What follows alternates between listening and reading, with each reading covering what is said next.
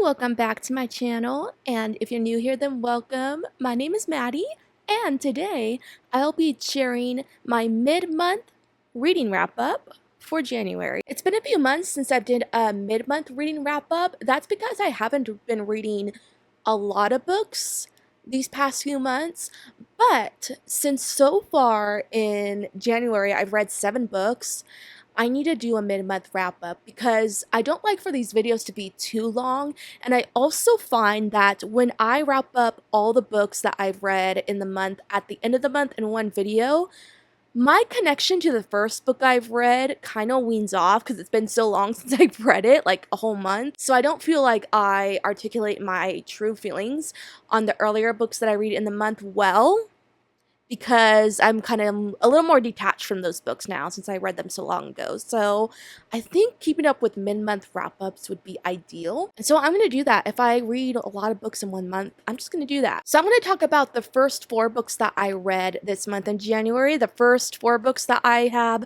read in the new year of 2026. So this month has been a roller coaster when it comes to my reading, because I've had so many mixed feelings on each of the books that I have read this month so far. I have already DNF'd 1 book. I have given 1 book 1 star. The book I just finished today, I gave 2 stars, and I'll talk about that in my final wrap-up for January. But I did have 1 5-star book that I'm going to be talking about in this video, and another 5-star book because it was a reread. So yeah, this has been a crazy month when it came to reading. I have had a good reading month, but also I haven't at the same time because I've read some pretty bad books this month, which is so sad. I did not want 2026 to start off this way, but yeah, this has been a really weird month for reading for me. So I'm going to do this wrap up a little bit differently than I usually do. Usually I script my wrap ups because I like to have all my thoughts on paper so that I sound like coherent and get all my thoughts out there for these books. But I've come to find out while I'm like editing my wrap ups, I feel like my tone of voice sounds so robotic. It literally looks like I'm reading from a script, and I want it to feel more casual. And I feel like when I'm reading from a script, my tone of voice sounds really like robotic, and I don't like how I'm sounding like that, so I'm not going to read from a script this time.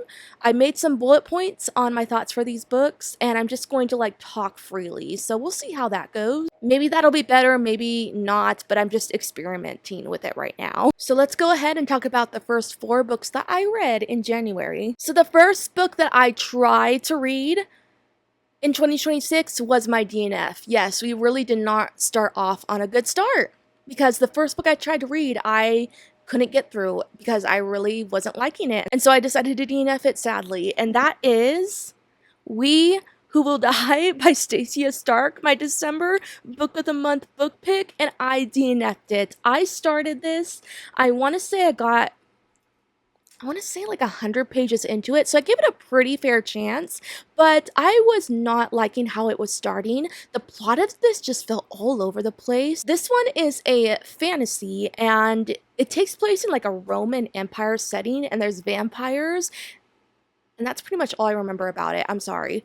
That's all I can say. I wouldn't recommend this book anyway, so I guess that's as far as the summary is gonna go. So I guess this is a romantasy, which I love romantasies, but this one was not working for me. The way the romance was setting up just was so poorly done. Our main character has this childhood best friend who left her life all of a sudden, which she was really upset about, but they were like best friends when they were younger. And he ends up coming into her life again when they're older. And in the flashbacks we got of them together as kids, it really felt like they just had a friendship going on. That's how their relationship came across.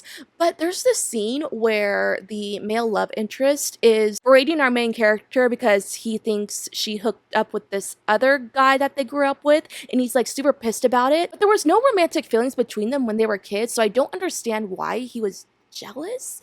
It's like the nature of the relationship just felt really weird. I saw no chemistry between them. It was very poorly developed, and so I was just not rooting for them at all. And I did not like the pacing of this book either. One chapter, the characters are just like talking, and then in the next chapter, we're suddenly thrown into this battle scene out of nowhere. This was just not working for me. So I'm really sad about that because I want to love my book of the month book picks, but this let me down. I wanted to push through it, but I did say one of my reading goals for this year is to DNF books that I really am not liking because I don't want to waste my time with books that I'm not liking. So I decided to DNF this. I forced myself to because I just couldn't commit to it anymore because it was not grabbing my attention. This is the first book from Book of the Month that I have ever DNF'd, and that is really, really sad. So I probably will be donating this one because I will not be keeping it. I wish I could say my reading got better after putting down We Who Will Die, but it did not because the next book that I read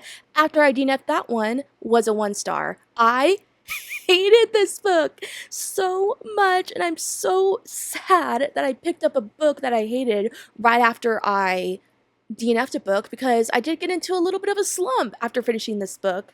So that is After the Rain by Renee Carlino. This one is like a Western contemporary romance. Our main character is Evelina, and she has just lost her husband. She works on a cattle ranch, and our MMC is Nate, and he is a surgeon who misdiagnosed a patient and has come onto a lot of fire because of it. And so his dad is like, you need a break from your work, go out and help your aunt and uncle on the ranch, the same ranch that Evelina works on. And so that's how they meet, and they start off a romance. And the whole theme of this book is Evelina trying to fall in love again after having lost her husband and allowing herself to just love someone again.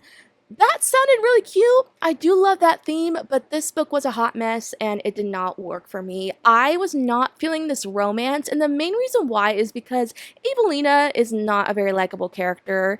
I get that she is going through a lot of grief. Her husband died, and yeah, I felt sorry for her because of that. Like, I felt a lot of sympathy, but there was just moments where she showed how selfish she is that I just didn't like her, and I just could not feel for her in those moments. And I did technically DNF this book too, but I made it about 80% of the way into it. And at that point, if I've made it that far into a book, I'm going to count it as read. My apologies if anyone doesn't agree with that, because I technically didn't finish the book, but I've read most of it, so I'm going to count it as read. I only didn't feel the need to read the third act because I didn't care anymore. And the moment I did decide to DNF this book was when Evelina was just being a selfish bitch, and I could not stand her anymore. So there is this scene where Nate is tending to a patient who is having a heart attack and who is dying. And so Evelina thinks it's a good idea to join him at the hospital. So she, for some reasons, drives out to the hospital with him, and it's a far ways away from home. And the hospital is locked, which makes no sense, so she can't even get inside. And she's out of gas, so she can't drive home, and so she's stuck in his truck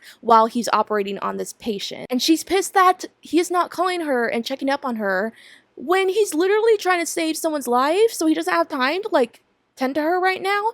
And she gets so mad at him, and it pissed me off so much. She was just being so selfish, and I could not stand her anymore. That was the part when I put the book down and I just didn't care about it anymore because I did not care about Evelina. She was being a brat, and I didn't see what Nate saw in her. So yeah, I just didn't like these characters. I didn't like how this book was going. I did technically DNF it, but I'm counting it as read, and I'm giving it 1 star. I have owned this book for, I want to say, like, oh my god, maybe 9 years, and it's such a waste that I held on to it for so long. This book has been taking up space because I ended up not liking it. I finally give it a try, and I don't like it. So this one will be getting unhauled soon as well. So after the disappointment that was the first 2 books that I tried to read this month, I was in a crisis situation. I was in an emergency because I could feel myself getting into a slump.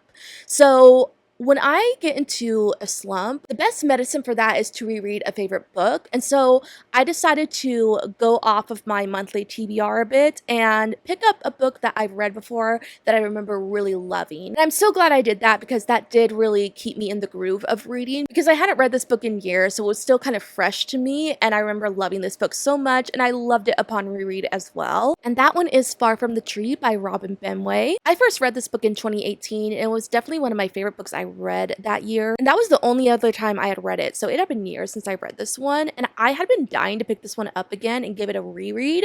And so since I was looking for a favorite book to reread, I thought it was the perfect time to pick this one up, and I'm so glad I did because oh my god, this book is so good, and I loved it just as much as I did the first time I read it. So this one is actually a young adult book, which I don't read a lot of those anymore. We follow 3 characters in their point of views, and they have all been through the foster system and have gotten adopted, and they all share something in common because they are siblings, but they don't know each other because they were adopted into different families, and so they end up finding each other now as teenagers, and they are now on the search to find their birth mom. By that synopsis, you can probably tell that this is a very emotional story, and it really, really is. I love these characters, and I loved following the journey that they went on, and each of them have such different lives and are unique in their own ways. Grace, who is the middle sibling, has just gone through a pregnancy. She gave birth to her own baby, and she made the difficult decision to give her daughter up for adoption because she felt like she was not in the place where she could take care of her because she's still a kid herself, and that was really hard for her because she grew attached to her baby while she was pregnant with her, and so she's going through all those emotions, wondering if she did the right thing by giving her daughter up. And this really puts into perspective how she now wonders if her birth mother thought, because her birth mother was also really young when she had her, and so she's wondering now if the reason that her birth mom gave her up to adoption is because she was not in the right position to adequately take care of her. And so that really is what drives her to want to find her birth mother again. But when she asks her adoptive parents if she could search for her birth mother again, they revealed to her that she actually has siblings as well. And so she goes to find her siblings, and the youngest sibling is named Maya, and she lives with this very rich family, and she really stands out because they're all redheads and she's not. So she struggles with feeling like she belongs in this family, and her adoptive parents are going through a rough patch right now. They are not getting along, so she's also dealing with that. And she is also a lesbian. She is LGBT, so that's also very interesting. And then the oldest kid, his name is Joaquin, and he has been through the foster system over and over and over again, has been with so many families, but none have wanted to keep him. And so they all have sad stories, but I want to say he has the saddest story out of all of them because he's been given to families who have said they wanted him before, have tried to raise him, but then they ended up not being able to. So he's just been through a lot. And I loved watching these 3 build their friendship, their relationship, and come to love each other because they are like long-lost siblings. It's the cutest story. It is very emotional. It does make you cry. It made me cry. If I can recommend any young adult book, it's going to be this one. This is one of my favorite YAs of all time, and I'm so glad I read it again. I give it 5 stars upon reread. It was a 5-star when I first read it, and I'm keeping that rating because this book is just so good. Next up, I read a novella. So the last novella I read while I was in the queues at Disneyland, and I made another trip to Disneyland this month, and so I thought I should pick up another novella to read in the line queues because they're so easy and quick to read that I could read them the whole time while I'm at Disney, and so I did that. So I decided to pick up this novella. It is called Beautiful Nightmare by Katie Robert, and this is from a collection of paranormal stories by different authors that was released last Halloween. I have read another novella from this collection, and that is Hot for Slayer by Ali Hazelwood, and I really enjoyed that one. And so I thought, let me give another book from this collection a try. I had never read anything by Katie Robert before, but I have heard of her. One book by her that I've heard about is Neon Gods, and that book is on my TBR and I need to get to it. So I was very interested in picking up this novella, and I enjoyed it. It was really good. The main character of this one is a sleep paralysis demon named Gemma, and she has a soft heart, and so her being a sleep paralysis demon doesn't really work out well because they're supposed to be vicious and scary, but she kind of is not. It is like not the career field for her, but she's trying because she wants to succeed as a sleep paralysis demon. And so she ends up going into the room of this guy named Caleb, and she is attempting to scare him.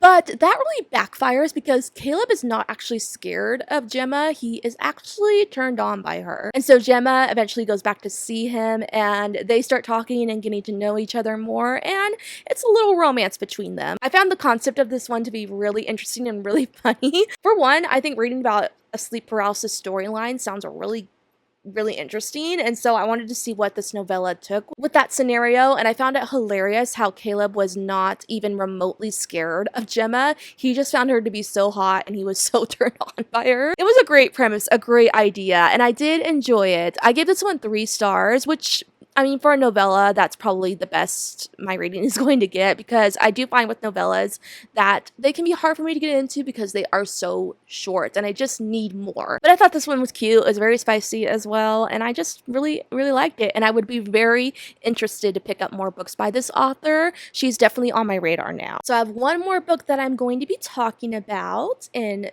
my mid-month wrap-up.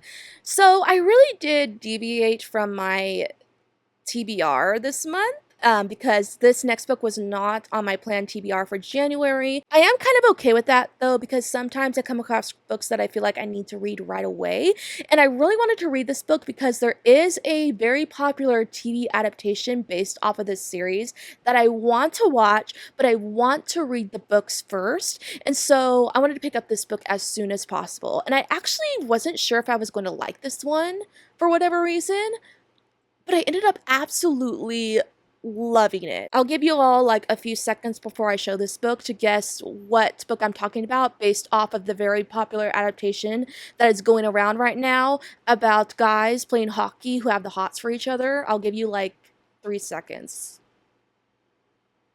Okay, here it comes. So the next book I read is Game Changer by Rachel Reed. This is the first book in her Game Changer series, and the second book in this series is called Heated Rivalry, which is based off a very popular show that is going around right now that I really want to watch, but I wanted to read these books first, and so I decided to pick up the first book in this series. And I was really confused because the first book in the series is called Game Changer, the second book in the series is called Heated Rivalry, and the show is called Heated Rivalry, and so I thought the second book in the series was the first book in the series because of that, but the first book is actually Game Changers. I don't know, that really confused me. But apparently the TV show adapts this book, the first book and the second book, in one season. And so my plan is to read Heated Rivalry really soon, the second book in the series, and then I want to watch the TV show. So that's what I'm going to do. But anyway, I absolutely adored this book. Oh my God, this book was so good. So our main characters are Scott and Kip works at a smoothie shop. He is a little barista, and Scott ends up going to his shop one day, and Kip initially doesn't know who he is, and they really hit it off really well, and Kip has a huge crush on him right off the bat. And after Scott leaves, his coworker is like, "Hey, do you know who that is?" And he's like, "No." And she's like, "That is Scott, who is a very famous hockey player." And so after Scott tries one of Kip's smoothies, he ends up winning his game that night, and he has this superstition that if he does the same thing every day leading up to one of his wins, if he repeats that routine, then that must mean that he will get another win. And so because of that thought, he visits Kip at work again and requests another one of his smoothies to repeat that routine from the day before. And they get to know each other more, and they secretly have a crush on each other. They're really into each other, but the problem is that they don't know if the other is on the same team, if you know what I mean. So they don't want to confess their feelings for each other and let each other know that they're interested. And also Scott is in the closet because he feels like he can't come out as a hockey player because not a lot of hockey players are gay or out of the closet. So he doesn't want to start anything up with Kip because of that, but there comes a point where they do end up like physically acting on their feelings for each other, and that leads to them having to keep their relationship a secret because Kip understands that Scott doesn't want it to get out that he's gay, and there's a whole like angsty plot line with that, and the relationship between these two just keeps on growing, and it is so sweet. Oh my God, these two are so freaking wholesome. Kip especially, he is such a sweetheart. He's very much a gift giver. That is his love language. And there's this scene where he gifts Scott a pair of socks that match the color of the smoothie he always gets from his shop. And he's just like, "Oh, I'm not sure if I should have got this for you. Is this really weird?" And Scott is like, "This is so great. I love these." And it is just the cutest scene ever. And Scott is also so sweet as well. He's going through a lot because he is a hockey player who has to be closeted. According to him, he's not confident enough to come out as gay. And this made me wonder, I mean, in real life, I don't know of a lot of sports player who are out of the closet now that I think of it. And I wonder if this really reflects on real life. And if so, that makes me sad that a lot of men in sports feel like they can't come out because of the profession they're in. Because sports is such like a masculine profession that they feel like they can't. And that's really sad. And I felt for Scott because of that. But I do love how Scott became more confident in his sexuality due to Kip's encouragement. Kip really helped him so much with that, and it was so sweet. And I just thought the chemistry between these two was so good, so well developed. This book is hella spicy as well, and I was totally into that. I still have not read a ton of LGBT books. I've only read a handful of LGBT books, but I need to read more because the ones that I've had read, I've really, really loved, and I absolutely love this one, and I will be continuing on with this series because this romance was so sweet. It was so well developed, and I want to see how the rest of the romances in this series plays out. So I'm so excited to start Heated Rivalry. I will be getting into it next month for sure because I need to read that book ASAP. And then I need to watch the TV show because I've been really wanting to watch it. Well, there it is, my mid-month wrap up. We'll see if I'm confident in how this turned out because I do feel like I just ramble a lot during my wrap-ups when I don't have a script. So I may scrap this video if I don't like it while I'm editing it. We'll see. Obviously, if I liked it, you're seeing this video now. We'll just see how it goes. We'll see. I don't know.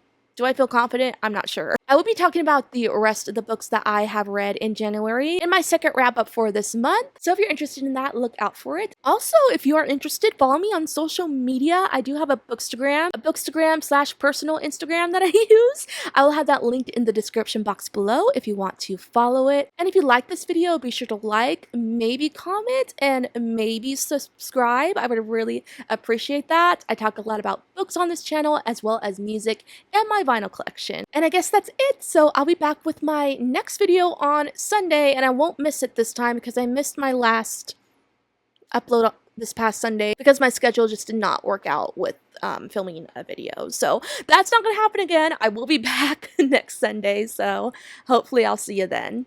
Bye!